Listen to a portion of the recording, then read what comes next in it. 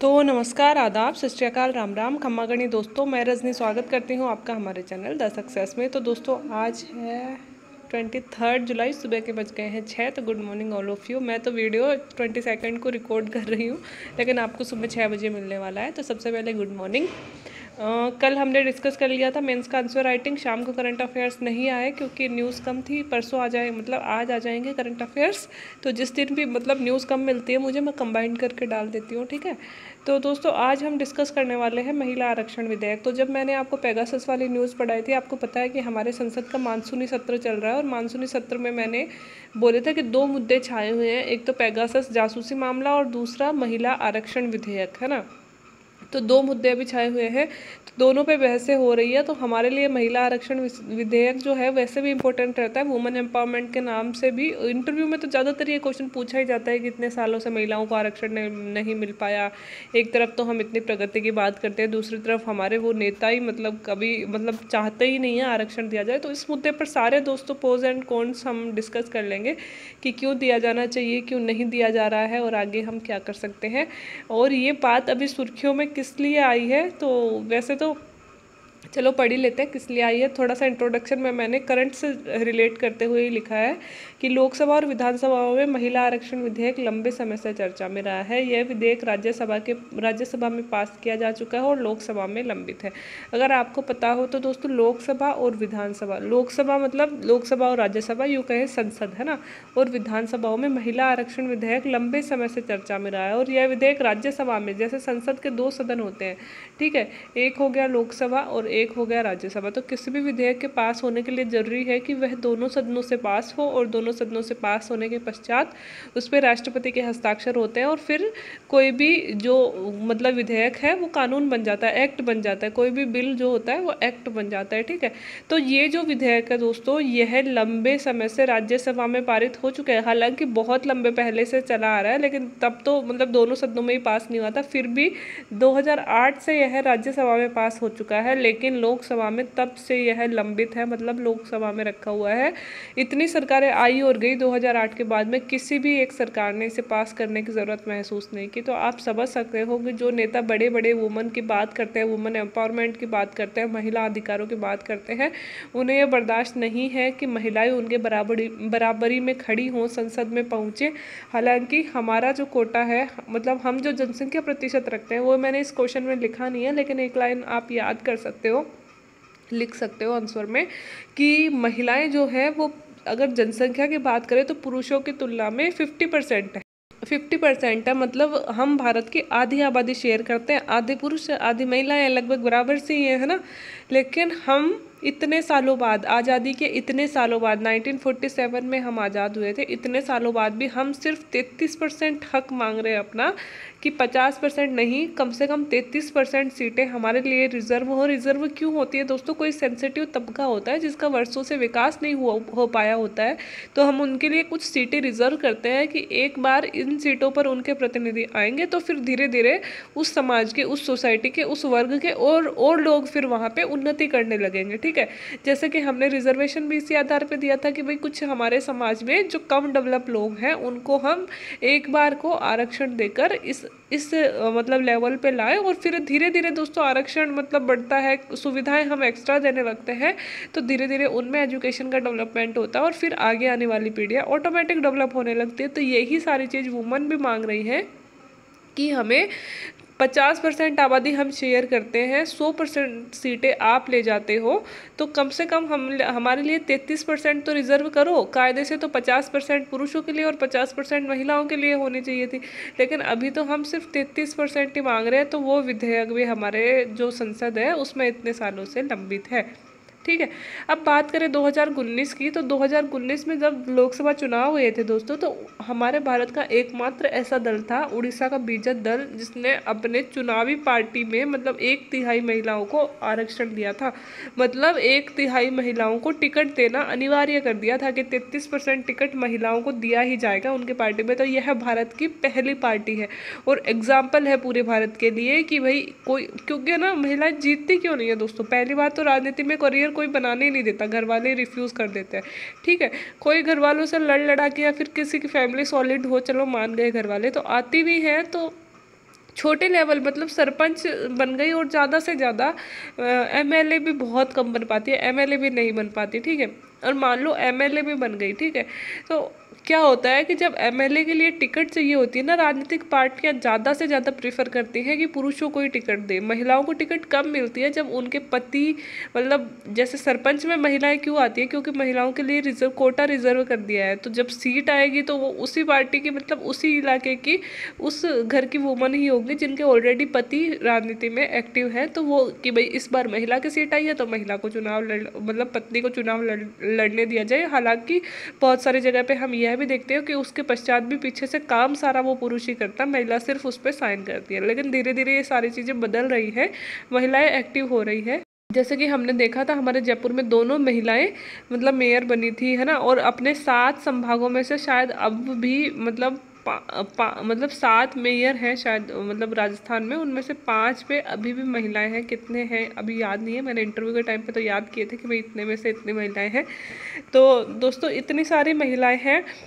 तो इस पार्टी ने, मतलब बीजेपी दल है, इसका एग्जाम्पल आपको भी देना है। अगर एग्जाम में ऐसा क्वेश्चन आए ना तो आपको भी देना है कि उसने 1/3 महिलाओं को आरक्षण दिया, मतलब सीटें दी, और जिसमें से 5 महिलाएं चुनकर आई, ठीक है। तो मतलब महिलाओं की सक्सेस रेट हमेशा ज़्यादा रहती है, इस फील्ड में भी ज़्यादा रहती है, लेकिन फिर भी राजनीतिक पार्टियाँ इनको नहीं देती हैं मतलब टिकट, ठीक है।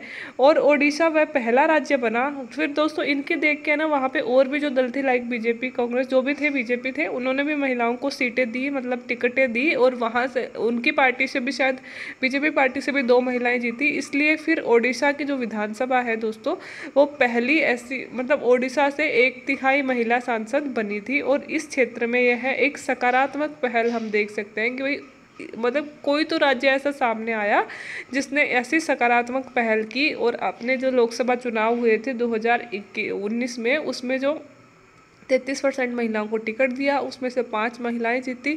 और फिर अन्य पार्टियों ने भी उनके देख के टिकट दिया। और आज उड़ीसा एकमात्र ऐसा राज्य बन गया है जहां पे 1/3 महिलाएं सांसद हैं, ठीक है, जहां से सांसद हैं, ठीक है। तो ये एक अच्छी पहल हम मान सकते हैं। तो हमने एक पॉजिटिव अप्रोच के साथ में क्वेश्चन की शुरुआत कर दी। अब हम देखते हैं कि महिला आरक्षण की बात शुरू कब से हुई थी, है ना, और कहाँ कहाँ से यह मुद्दा उठा। तो थोड़ा सा ऐतिहासिक परिप्रेक्ष्य देखते हुए वर्तमान में आते हैं कि 1993 में दोस्तों पंचायती राज में आपको पता है कि हमारा 73वां 74वां अधिनियम पास हुआ। तो उसमें पंचायती राज हुआ, ठीक है, पंचायती राज मतलब आया। और पंचायती राज में दोस्तों पहली बार महिलाओं को 33% आरक्षण दिया गया। मतलब हमारे राजनेताओं ने बोला कि हम नीचे से शुरू करेंगे, अगर पहले यहाँ पे देते हैं महिलाओं को आरक्षण, अगर यहाँ महिलाएं अच्छा करती हैं तो फिर धीरे धीरे इस लेवल को और बढ़ा दिया जाएगा, मतलब फिर विधानसभाओं में दिया जाएगा, फिर संसद में दिया जाएगा, ठीक है। तो इस मुद्दे पर ज़्यादा जोर दिया गया इस चीज़ के बाद में, जब से 1993 में पंचायती राज में महिलाओं को आरक्षण दिया। और उसके बाद में देखने में भी आया कि बहुत सारी सरपंच हमारी ऐसी बन के आई जिन्होंने विश्व स्तर पर, छवि राजावत का नाम आप सुन सकते हो, जिन्होंने विश्व स्तर पर अपनी पहचान बनाई है ना, ऐसे सरपंच भी निकल के आई। तो बहुत ही उम्दा तरीके से, और गाँव का जो विकास पुरुष सरपंच कर रहे थे उनके विकास के मुकाबले महिला सरपंच ज़्यादा सेंसिटिव तरीके से उस क्षेत्र की समस्याओं को समझ सकती है। क्योंकि दोस्तों हो सकता है पुरुष की नौकरी तो बाहर भी रही हो या फिर वो बाहर भी रहा हो, लेकिन महिलाएं जिस क्षेत्र में होती हैं वो मोस्टली वो जो हो गृहिणी होती है और घर का काम ही करती है, उन्हें उस क्षेत्र की पानी की समस्या हो, चाहे सड़क की समस्या हो, और भी ज़्यादा समझ में आती है ना। तो हम कह सकते हैं कहीं ना कहीं और भी अच्छे तरीके से समस्या को समझकर काम भी कर रही हैं, ये हमें देखने को भी मिला, ठीक है।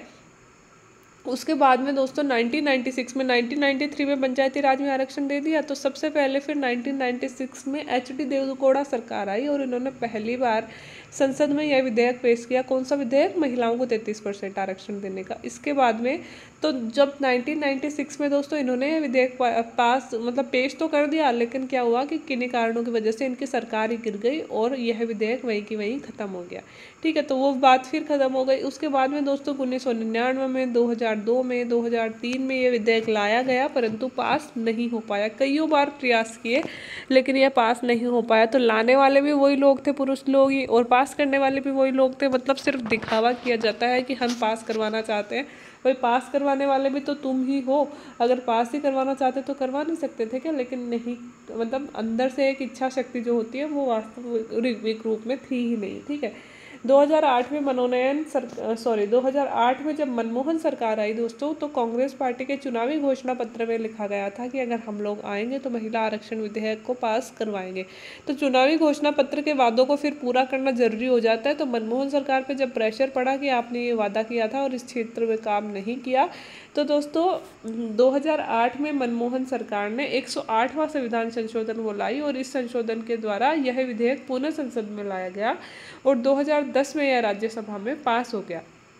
तो दोस्तों 2008 में जब यह विधेयक आया तो यह 108वें संविधान संशोधन के रूप में आया और उस टाइम दोस्तों राज्यसभा में यह पास भी हो गया, परंतु लोकसभा में यह पास नहीं हो पाया क्योंकि एक तरह से गठबंधन की सरकार थी, पूर्ण बहुमत नहीं था सरकार के पास। तो उनकी सरकार होते हुए भी लोकसभा में, क्योंकि उनके पास में बहुत ज़्यादा बहुमत नहीं था, तो यह विधेयक, कुछ भी कहो, यह विधेयक पास नहीं हो पाया 2010 में। ठीक है, तो अब 2010 के बाद में भी 2021 आ गई है, 11 साल हो गई हैं, तब से लेकर अब तक यह विधेयक लोकसभा में लंबित है। तो आप समझ सकते हो 2011 से 21 तक 11 साल हो गए हैं दोस्तों। तो कितनी सरकारें, मतलब सरकार चेंज भी हो चुकी है, लेकिन फिर भी इस विधेयक पर कोई काम नहीं किया गया है। तो हमारी राजनीतिक जो इच्छा शक्ति है वह इस पर बिल्कुल भी काम नहीं कर रही है, या सिर्फ दिखावा करते हैं, बाकी काम करना नहीं चाहते। तो ये हमने पढ़ लिया ऐतिहासिक पृष्ठभूमि।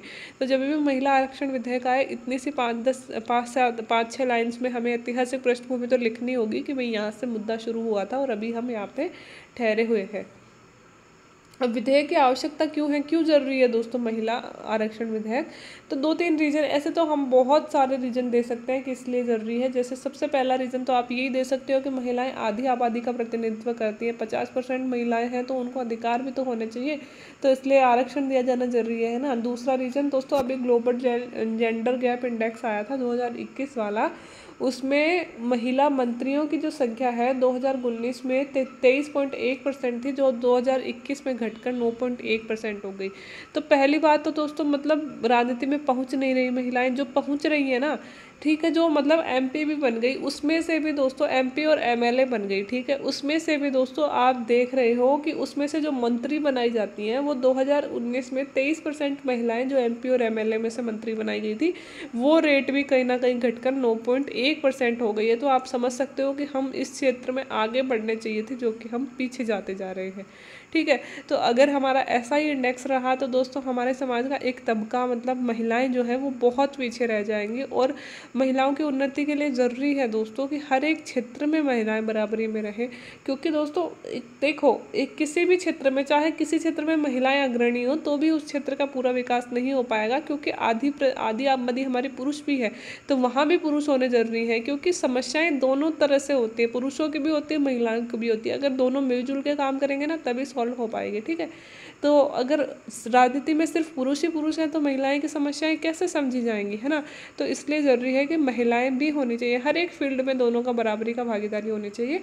इसके अलावा तो पहला तो ये हो गया कि ग्लोबल गैप इंडेक्स, और ऐसे बहुत सारे इंडेक्स हैं जिसमें महिलाओं की रैंकिंग गिरती जा रही है। तो हम महिला सशक्तिकरण के लिए दोस्तों एक राजनीति में उनकी अच्छी पहुँच है, तो उसको भी एक प्रभावी कदम के रूप में देखते हैं। दूसरा है, लोकसभा, राज्यसभा, विधानसभाओं में महिलाओं का प्रतिशत जो है वह बहुत कम है। हमारी यहाँ पे भी सिर्फ शायद 22% महिलाएं हैं विधानसभा में।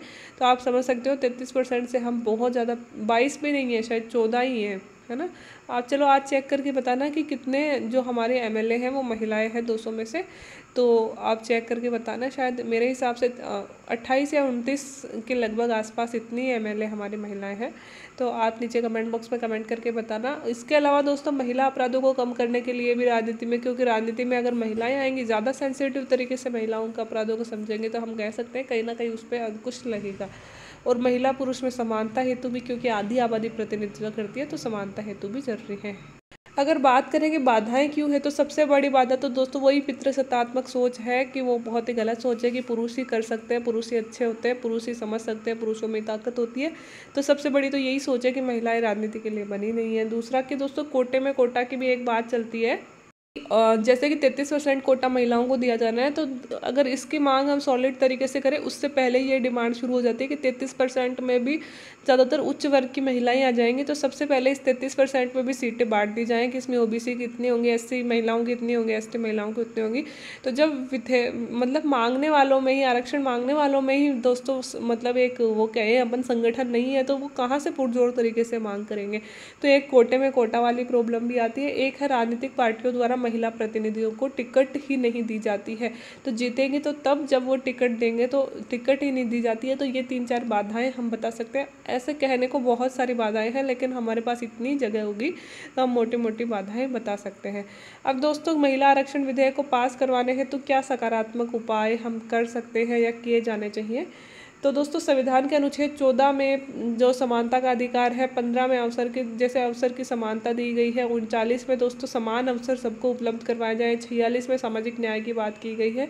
तो इन सब पार्टियों को, इन सब को मतलब इन अनुच्छेदों का उदाहरण लेते हुए ये जरूरी कर दिया जाना चाहिए कि राजनीतिक पार्टियों को टिकट वितरण में अनिवार्यतः महिलाओं को सीट दी जाए, और ऐसा ही कर देना चाहिए कि 50% महिलाओं को सीट देनी ही देनी है, ऐसा अनिवार्यतः कोई नियम बना दिया जाना चाहिए। और इसके अलावा दोस्तों, परिवार को महिलाओं को राजनीतिक क्षेत्र में आगे आने के लिए प्रेरणा दी जानी चाहिए।